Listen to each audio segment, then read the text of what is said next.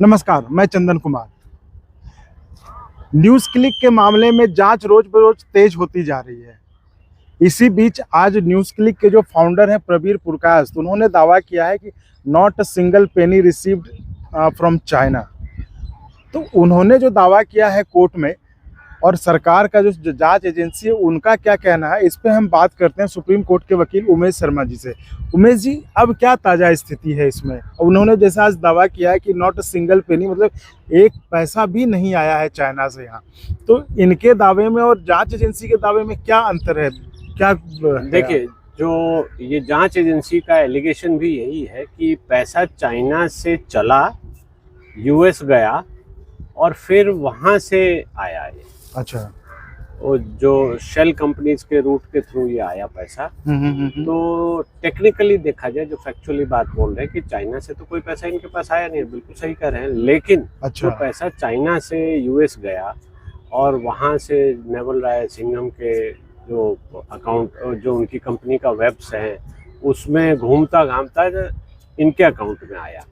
अच्छा, तो इस बात को ये छुपा रहे हैं। अच्छा, ये मतलब उनका कहना सही है कि चाइना से कोई पैसा नहीं आया। आप ये क्या, और ये चीज दस्तावेज में है कि पैसा कैसे मतलब रूट करके लाया गया? हाँ हाँ। अच्छा। ये ईडी इसी की एक्सपर्ट एजेंसी है। ईडी का काम ही है मनी ट्रेल को ट्रैक करना और पकड़ना। मनी ट्रेल को ट्रैक करना, पकड़ने का मकसद ये होता है कि किसी के अकाउंट में कोई पैसा कहीं से आया है तो वो पैसा किसने भेजा, किस काम के लिए भेजा और उस पैसे का सोर्स क्या है, इसको ट्रैक करना।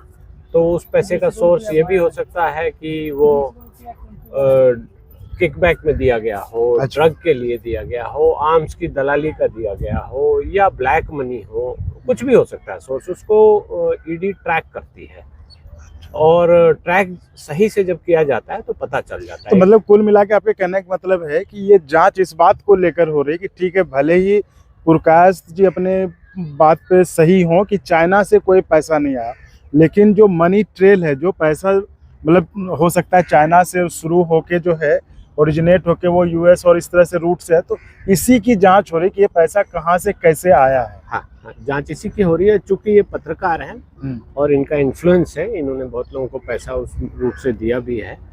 तो बहुत लोगों को दिया है, मतलब कैसे? बहुत सारी एजेंसीज को दिया है जो उनके साथ पकड़े गए हैं। वो सब न्यूज़ क्लिक के साथ एसोसी कोई कंसल्टेंट बना। अच्छा, मतलब जो अपनी सेवाएं दे रहे थे उसके बदले। तो ऑब्वियस है, आपको दिखाई ये देगा कि मीडिया में इनका एक क्लाउट है। तो जो मीडिया की रिपोर्ट है वो बड़ी भ्रामक है कि अदालत में ये कहा गया चाइना से कोई पैसा नहीं आया, लेकिन आप पूरी बात तो बता नहीं रहे कि वो चाइना का पैसा घूम कर अमेरिका गया, अमेरिका के बहुत सारी कंपनी से होता हुआ आपके पास आया। और यहाँ एक चीज़ और जो सबसे ऑब्जेक्शनेबल है, जिसको कि ये नहीं बता रहे हैं, उसको एक्सप्लेन नहीं कर रहे हैं और कर भी नहीं सकते, कि इनकी जो कंपनी थी वो घाटे में चलने वाली कंपनी थी। बैलेंस शीट जो इन्होंने फाइल किया उसमें घाटा दिखा रहे थे। तो उसके शेयर की वैल्यू 10 रुपये थी और अचानक उसके शेयर को खरीदा गया है दूसरे आदमी द्वारा, दूसरी कंपनी द्वारा 11,000 की वैल्यू देकर। तो आपको क्या लगता है कि ये घाटे वाली कंपनी को 11,000 का शेयर देकर, और ऐसी कंपनी जो कुछ नहीं कर रही है, जिसका कहीं कोई इम्पैक्ट नहीं है, तो 11,000 पर शेयर देकर खरीदने का मकसद क्या हो सकता है? आपको बोलने को तो, सफाई देने के लिए तो मैं भी बोल सकता हूँ कि ये तो क्या हुआ, मेरी कंपनी इन्होंने खरीदी, इनको लगा कि मैं इसको चला लूँगा। लेकिन ये पैसा लाने का तरीका है ना, ये बहुत स्टैंडर्ड तरीका है। जो शेल कंपनी यूज़ होती हैं वो इसी काम के लिए यूज़ होती है, और ईडी का काम है इन पैसे को ट्रैक करना। तो ईडी ने सही जगह से ट्रैक किया है, बिल्कुल सही ट्रैक किया है। और इसके आगे जो इन्वेस्टिगेशन है, अभी चूंकि इन्वेस्टिगेशन चल रही है और ये हाई कोर्ट भागकर पहुंच गए हैं, और इन्वेस्टिगेशन के बीच में हाई कोर्ट में ये मत कीजिए, ये मत होने दीजिए, ये मत होने दीजिए, ऐसा नाटक होता रहता है क्योंकि पैसा बहुत सारा आया हुआ है। तो ये जो कानूनी प्रक्रिया है उसको भी डाइवर्ट करने के लिए उसमें से बहुत सारा पैसा ये खर्च कर सकते हैं। ठीक है, चलिए ये बात मान लेते हैं कि ठीक है, पुरकायस्थ जी अपनी बात पे सही है और ईडी जो ये जांच कर रही है कि पैसे का मतलब शुरू कहाँ से हुआ और आया कैसे और कहाँ कहाँ गया। ठीक है, ये बात आपकी सही। लेकिन ये जो आरोप तो लगता है ना कि सिर्फ न्यूज़ क्लिक क्यों होता है, ऐसा तो और भी होता होगा। मतलब जो उनका आरोप है कि हम लोगों को सिलेक्टिवली जो है सरकारी एजेंसियां टारगेट कर रही हैं, जो जो ऑर्गेनाइजेशंस सरकार के अगेंस्ट मुखर होती हैं, लिखती हैं, बोलती हैं, तो ये उनका आरोप जो है कि उनको ये टारगेट करती हैं सरकारी एजेंसियां। तो अभी कुछ है नहीं, तय भी नहीं है, जांच हो रही है, हो सकता है ना भी हो, कल को पता चले। लेकिन ये सेलेक्टिव में क्या कानूनी तौर पे इसको कह सकते हैं कि सेलेक्टिव है? दो क्वेश्चन उठाए जा सकते हैं। जी। एज ए लॉयर बता रहा हूँ, दो चीजों पे सवाल उठा सकते हैं आप। सरकार पर भी उठा सकते हैं और अदालत के सामने भी उठा सकते हैं और अदालत उसको कंसिडर करेगी। पहली बात कि इसी कंपनी को बहुत सारी ऐसी कंपनियां करती हैं, तो इसी को क्यों ऐसे जांच के दायरे में लाया गया, पहली बात। दूसरी बात कि अभी क्यों किया गया, ये जांच पहले से चल रही थी या हम तो इतने साल से पैसे ले रहे हैं, हम इस काम के लिए ले रहे हैं। तो टाइमिंग और चॉइस गवर्नमेंट की क्या है, इस पे सवाल उठाया जा सकता है। ये जांच का विषय है, जब जांच होगी। और जो इस जांच में जो चल रही है बातें, जो अब छन छन कर सबके सामने आ रही है, कि इसके साथ साथ इनके मोबाइल से जो मैसेजेस हैं, जो इनके चैनल्स पे जो मैसेजेस आते थे, व्हाट्सएप पे मैसेजेस आते थे, वो ईमेल में जो ईमेल्स आती थी कि तुम डोकलाम के बारे में ये छापो, इसके बारे में ये छापो, तो वो ईडी को भी स्टैब्लिश करना होगा कि जब ये मैसेज आया उसके बाद इन्होंने छापा और तब इनको पैसा पहले मिला या बाद में मिला। जो टर्म्स थे, कंडीशंस थे, ये एक फिक्शन नहीं है। इसको आपको टू द हिल्ट प्रूव करना होगा कोर्ट के सामने में। अच्छा, मतलब जांच एजेंसी को ये साबित करना होगा, जो ये कह रहे हैं, जिस बात की ये शंका व्यक्त कर रहे हैं अपने जांच में कि ऐसा हो सकता है, यानी कि कोर्ट में इनको साबित करा, और नहीं साबित कर पाएंगे तो ये केस फिर डिसमिस हो जाएगा, रिजेक्ट हो जाएगा, खत्म हो जाएगा ये केस। हाँ, बिल्कुल सही है। और जांच में बहुत सारी लीगल फॉर्मेलिटीज है, इतना आसान नहीं है।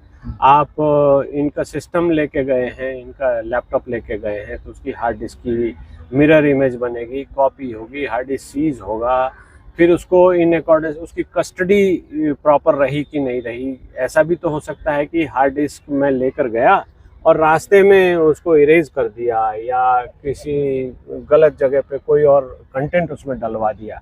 तो वो सारी चीज़ें प्रूव करनी होती है, उसका लॉग प्रूव करना होगा, जो आईटी एक्ट के हिसाब से, रूल्स के हिसाब से, कि कस्टडी की चेन कैसी रही, ईडी के हाथ से कहीं और तो नहीं गई, लैब में किसी और के हाथ तो नहीं लगी। बहुत सारी छोटी मोटी कॉम्प्लेक्स प्रक्रियाएं हैं, उसको पूरा करना होगा। एजेंसी इतनी आसानी से किसी को अरेस्ट भी कर सकती है, इंट्रोगेशन के लिए भी बुला सकती है, क्वेश्चनिंग के लिए भी बुला सकती है, लेकिन उस केस को फुल प्रूफ बनाकर और प्रूव करने लायक बनाना और कोर्ट में प्रूव करके सज़ा दिलवाना, ये बहुत ही दूर की बात है। बहुत ही उसमें रिगरस रिक्वायरमेंट्स होती है। वो पता नहीं पूरा होगा नहीं होगा, अभी इस स्टेज पे हम कुछ नहीं कर सकते। चलिए, तो ठीक है, अब तो सारी चीज़ें, जब मामला कोर्ट में पहुंच गया और जांच चल रही है तो जांच में ही पता चलेगा। एक जो सवाल मन में आ रहा है, जो पूछता हूँ, जितने बड़े बड़े जर्नलिस्ट हैं जिनको इस मामले में उठाया गया जांच के लिए, तो इसको क्या कह सकते हैं? इसमें मान लीजिए हो सकता है, ठीक है, हो सकता है पैसा news click as a organisation कहीं से आया होगा पैसा, तो ये भी तो हो सकता है ना कि इन्होंने अपनी सेवाओं के बदले पैसा लिया। तो इनकी संलिप्तता उस मामले में तो शायद ना हो, इसमें क्या कहेंगे? देखिए, क्रिमिनल जो जुरिस्प्रूडेंस है उसमें एक शब्द बार बार प्रयोग होता है, मेंसरिया।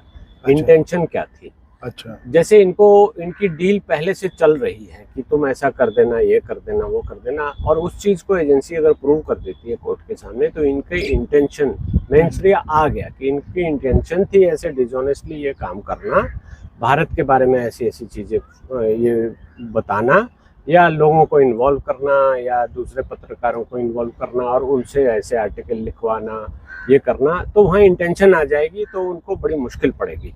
लेकिन ये इंटेंशन बोलना आसान है, इसको प्रूव करना बहुत ही मुश्किल है, क्योंकि कोर्ट सबसे पहले ये पूछेगी कि ये पत्रकार हैं, अगर गलवान वैली में कुछ इंसिडेंट हुआ है तो इन्होंने इसके ऊपर रिपोर्टिंग की है, इन्होंने एक आर्टिकल लिखा है, आप इसको लेकर इनको ब्लेम नहीं कर सकते।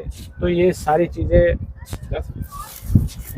चीज़ें अदालत के सामने इनको प्रूव करनी होगी। इतना आसान नहीं है और इतना केक वाक भी नहीं है कि आप कोई एलिगेशन लगा दें और उसका कोर्ट केस प्रूव हो गया और आप सजा हो गई। इनको ऐसा नहीं है, क्योंकि ये वाइट कॉलर क्राइम मैं इसको मानता हूँ। तो ये लोग ऐसे लोग हैं जो पत्रकार हैं, लिखते रहे हैं, इनके आर्टिकल्स, रिनाउंड लोग हैं, बड़े पत्रकार हैं, लिखते रहे हैं, छापते रहे हैं, छपते रहे हैं, इनके आर्टिकल छपते रहे हैं, ऑल ओवर वर्ल्ड देखे जाते हैं, भेजे जाते हैं, पढ़े जाते हैं, सुने जाते हैं, तो उनके ऊपर इतने सीरियस एलिगेशन आप लगाएं कि आप राष्ट्रद्रोह इस आर्टिकल को लिख कर रहे हैं, तो कहीं ना कहीं उनकी प्रोफेशनल इम्यूनिटी भी उनको बचाएगी, मुझे ऐसा लगता है। और कोर्ट इसका कहीं ना कहीं इनको बेनिफिट भी देगी और इनको फ़ायदा उसका मिलेगा भी। अगर इन्होंने कोई बहुत ही ज़्यादा, जैसे मेल पे किसी ने लिखा कि आज वो आर्टिकल अरुणाचल के मैप वाला छप जाना चाहिए और अगले दिन वो छप गया, तो वो तो मेंशरी अप्रूव हो रही है उसको। अच्छा, कि वो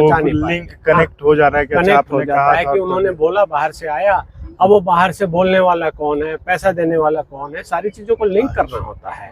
पैसा ए ने दिया, बोल बी रहा है, तो बी तो उसका दोस्त भी हो सकता है, और सी कर रहा है, तो यानी कि जांच एजेंसी को ये बताना होगा, लिंक करना होगा कि ए टू बी टू सी कैसे मैसेज ट्रांसमिट हुआ और कैसे सबने मिलकर 120 बी में कॉन्स्पिरेसी हुई है।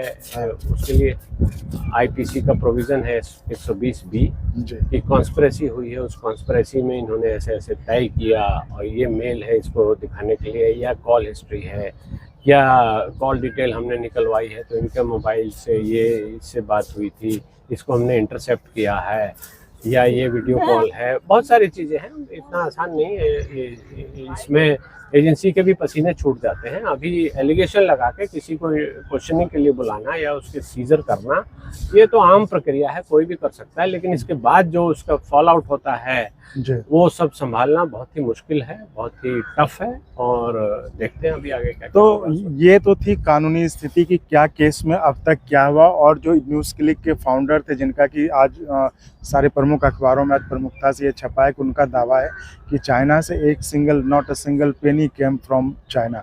तो उसके बाद बातचीत कि आखिर ये केस कितना स्टैंड करता है और इसमें कानूनी पक्ष क्या कहता है, जांच एजेंसी को क्या क्या साबित करना होगा। ऐसा नहीं कि सिर्फ जांच एजेंसी ने कह दिया और ये साबित होगा, तो जांच एजेंसी को क्या क्या साबित करना होगा और ये केस आगे कैसे चलेगा, इस बातचीत में ये हमने जानने की कोशिश की सुप्रीम कोर्ट के वकील उमेश शर्मा जी से। धन्यवाद उमेश जी।